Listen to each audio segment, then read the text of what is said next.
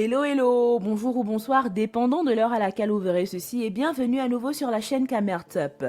En espérant que vous allez bien et surtout que vous êtes d'humeur à parler de musique légendaire aujourd'hui, tenez-vous prêts à parcourir le top 10 des légendes du Bikutsi des années antérieures.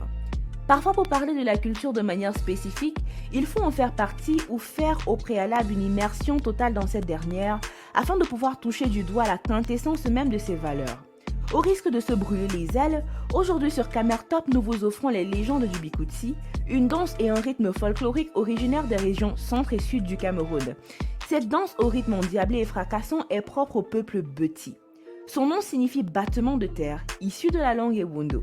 Saviez-vous que ce rythme à la base était un symbole expression de douleur, de grief et de révolte? Du fait que dans les temps anciens, les femmes avaient un statut mineur au sein de la société, ni le droit à la parole, elles avaient pour coutume de se rassembler entre elles à la Belle Étoile ou sur le chemin de retour des champs pour danser sur ce rythme en exprimant leur douleur et frustration, faisant usage de paroles allégoriques. Au vu de ceci, nous pouvons dire que le Bikutsi est tout d'abord un acte de révolte, un acte militant de par ses paroles, son rythme et ses pas de danse saccadés. Au fil des années, il s'est popularisé au point de faire naître des icônes du genre musical que nous allons vous faire découvrir. Alors, on y va?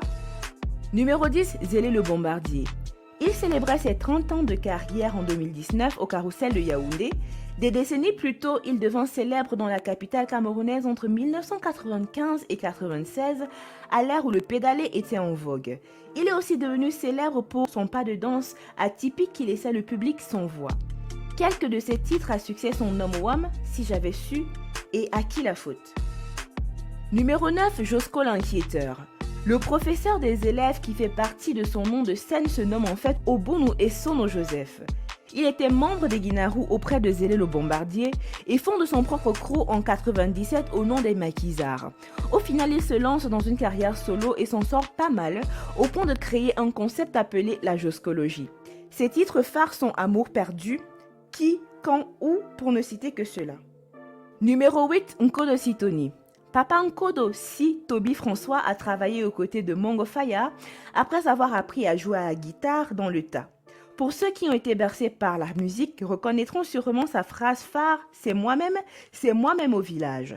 Sa chanson la plus populaire était « Matilwa ». Il a marqué les esprits des amoureux du Bikutsi. 7. Mbarga Soukous. Mbarga Soukous, qui nous a malheureusement quittés en 2017, débutait sa carrière dans les cabarets depuis les années 70 au Cameroun. Il sort un single sous le label Lancelot Fact en 1986 et accompagne le must de la scène du Bikutsi tels que Zanzibar, Papa Vieux et Atebas. Il explose réellement avec la sortie de son titre et Samba, puis assoit sa légitimité avec le titre Long Courrier. Il nous quitta à l'hôpital Jameau de Yaoundé. Numéro 6, Katino.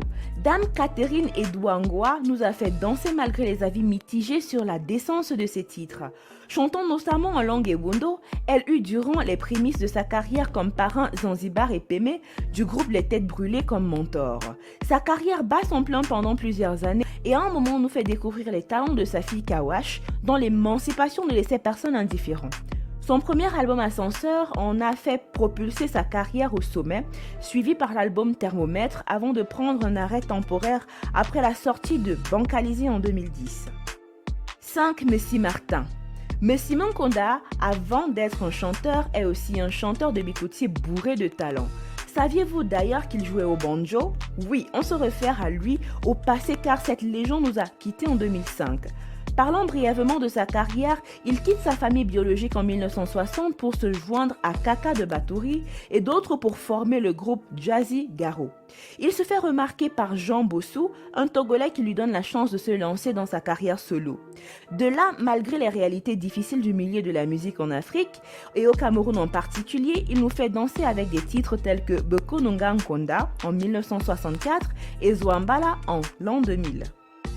4. Govinal.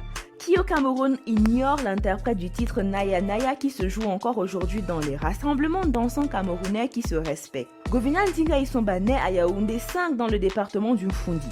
Diplômé en informatique de l'université de Yaoundé 1, en plus d'une licence en sciences de la vie et de la terre, il faisait de la musique aussi en parallèle et nous a fait danser avec des titres tels que Ezingan, Bikut Chic et Mongo Sikulu. 3. Abanda Aviateur. De son vrai nom à Banda Emini Médard, s'est fait connaître dans les années 90 avec le titre À qui le tour. Un autre de ses chefs-d'œuvre étant Question de temps. Il a aidé à la propulsation du rythme du bikutsi. Il nous quitte il y a quelques années de manière tragique suite à un accident de la route. 2. Zanzibar. Beaucoup font l'erreur de croire que Zanzi était un groupe, mais en fait c'était une seule personne. De son nom épais, Théodore, né en 1962 à Okola, dans la région du centre, faisait en effet partie du groupe Les Têtes Brûlées. Il est indéniable qu'il avait un doigté de guitariste extraordinaire qui a révolutionné le bikutsi à tous les niveaux.